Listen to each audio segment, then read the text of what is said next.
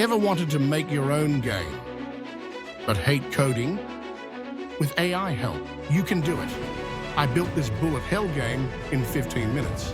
Sure, it looks super simple and very beginner level, but hey, this is a path every game developer has to go through. Hi everyone, welcome to Godot AI Game Lab. I'm Jacob Book. In my first video, I showed you how to connect Godot with an AI-powered code editor called Cursor. Today, in this second episode, we're kicking off a brand new project. And I'll show you how to use AI to build a game just like the one you saw at the beginning. Let's go. I'm going to build everything from scratch, from the main scene to the player character, enemies and bullets. Once we've got those basics done, we can add some cool features later on. Now let's start. First, create the main scene. When we open Godot, the first thing that pops up is this screen. It's asking us to create a root node. In Godot, every scene needs one root node. Let's start by creating a new 2D scene. Here's a simple way to think about it. Imagine a basket. A scene in Godot is like that basket. You can drop different things into it, like images, sounds, movement logic, and so on. Each of these things is called a node, and together they make up your game.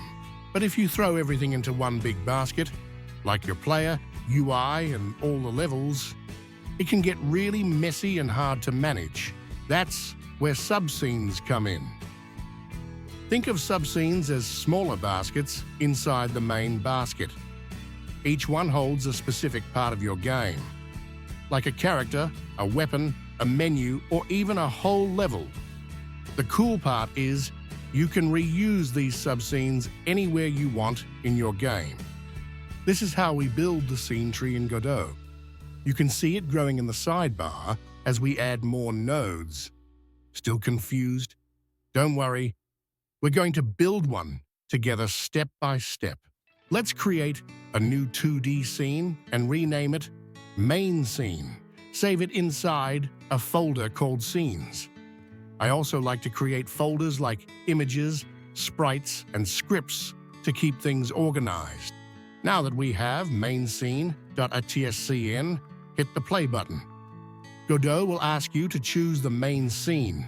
Just click Select Current. You'll see a blue highlight to show that main scene is now the default scene. Nothing exciting yet, but we're just getting started. 2. Create the player. Now, let's create a new scene for our player.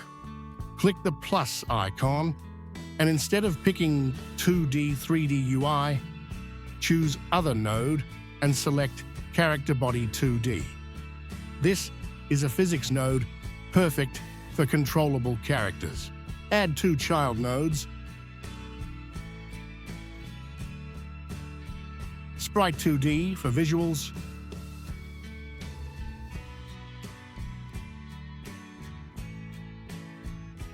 Collision Shape 2D for collisions. Drag your character image into the sprite texture box. Adjust the size. Then, for the Collision Shape 2D, click on the empty shape slot and pick Circle Shape 2D. Adjust the size to fit the character. Rename the scene to Player.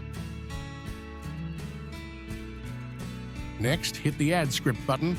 Use GDScript, Godot's scripting language, similar to Python, and save it to the scripts folder.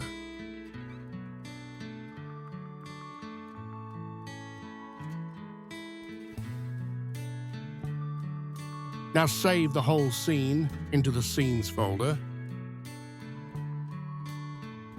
Time to bring in Cursor.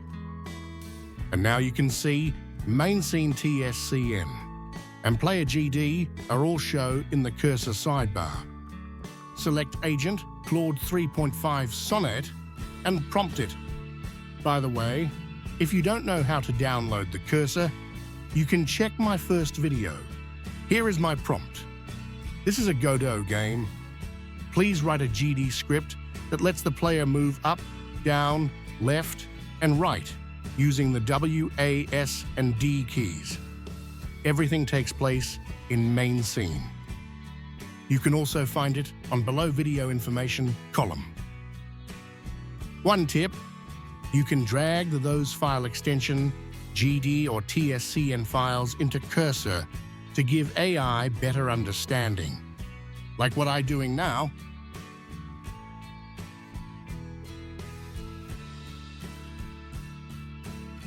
Click Send. After a few seconds, Cursor will generate the code. If it asks to run a command, click Run. It'll handle movement speed, add the player to main scene, and more. Next, Cursor tells you exactly what it did, what code it wrote, and what functions it added for you. I highly recommend taking a few minutes to read through it. Maybe even go back and study the code. It's a great way to learn and really understand what's going on. Like here, it didn't just set up the movement input, it also defined the speed as 400 and even helped me drag the player into the main scene. Pretty smart, right? Cursor basically took my sub-basket and dropped it into the main basket for me, just like I asked in prompt. Next, switch back to Godot and click Reload from disk when it prompts you. Bam! Now the code has been transferred into Godot. Click 2D and check the main scene. Awesome! The player's now in the main scene, just like Cursor explained. Try running it. The controls work. Though I noticed one error about Delta, I sent it back to Cursor and it quickly fixed it.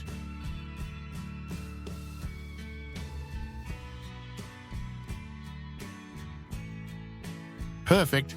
Now it's running smooth, no errors at all. 3. Create the enemy. This part is very similar to the player setup. Create a new scene with character body 2D. Add sprites 2D and collision shape 2D.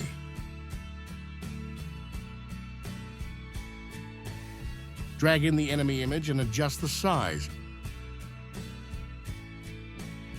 Then, for the collision shape 2D, click on the empty shape slot and pick circle shape 2D. Rename it to enemy, add a script,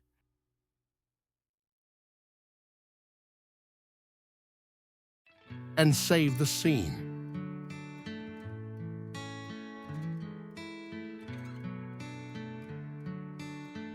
Time to bring in Cursor and prompt it. Please write a GDScript that makes the enemy.tscn node move automatically and chase the player, tscn node, in our main scene.tscn. Also, generate 2 new enemies every 3 seconds.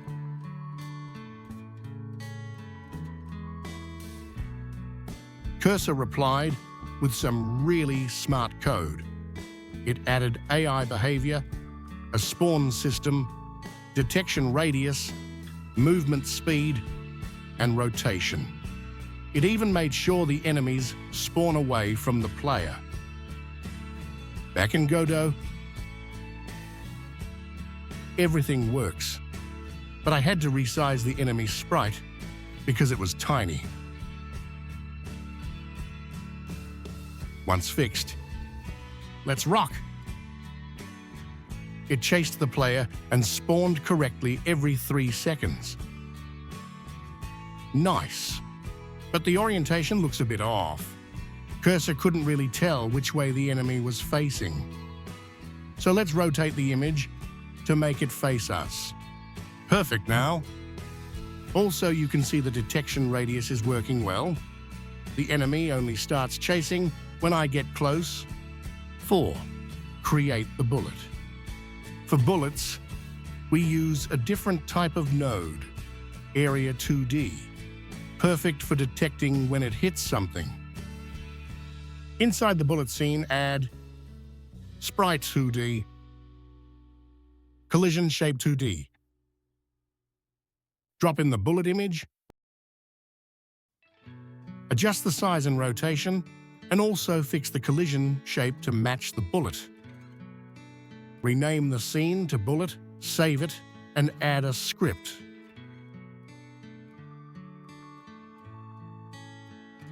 Time to bring in cursor. Cursor prompt. This is the bullet.tscn node. I want it to be loaded every 2 seconds and generated from the player.gd node's position. After being spawned, the bullet should move toward the nearest enemy, .tscn, and get removed upon hitting it.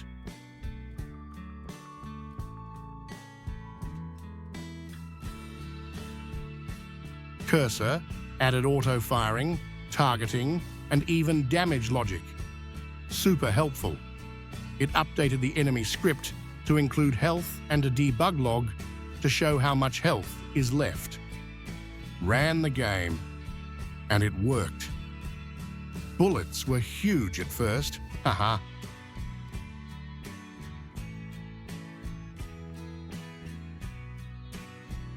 But after scaling them down and adjusting the orientation, it looked great.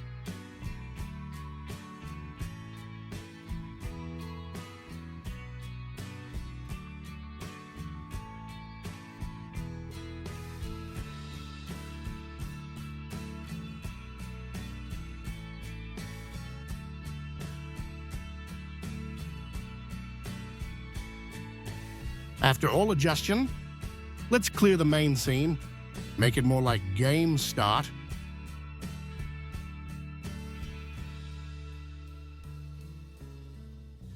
For testing purposes, I gave the enemy just 1 health. Makes it easier to see if the bullet works. And we can increase their health later to make the game harder.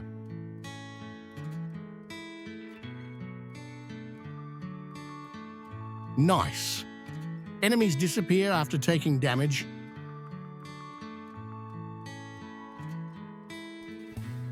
I'm not a fan of the enemy just idling there. Let's make it more active. So tweaked the detection radius. We can also edit the code directly in Godot. It's super straightforward.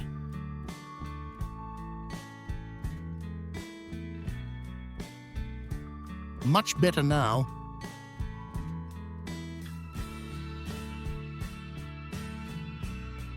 And added a background image with some darkening filters to improve visuals. I just used a color rect as a quick filter. But yeah, you can totally tweak your image in Photoshop too if that's easier.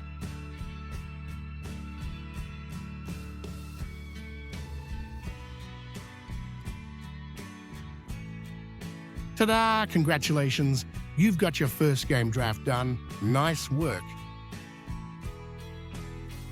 Final thoughts. Today, we built the basics of a bullet hell game using Godot plus Cursor.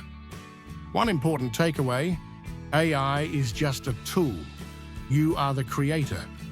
Cursor helps a lot, but you still need to understand the game logic behind what you're building. If you're an experienced dev, I hope this boosts your workflow. If you're new, take it slow. Learn the logic, and you'll build your dream game one step at a time. Hope you enjoyed the video. Don't forget to subscribe, hit the bell icon, and drop a comment. What kind of game do you want to make? Next time, we'll polish this game even more. Don't miss it. I'm Jacob Book. See you next time.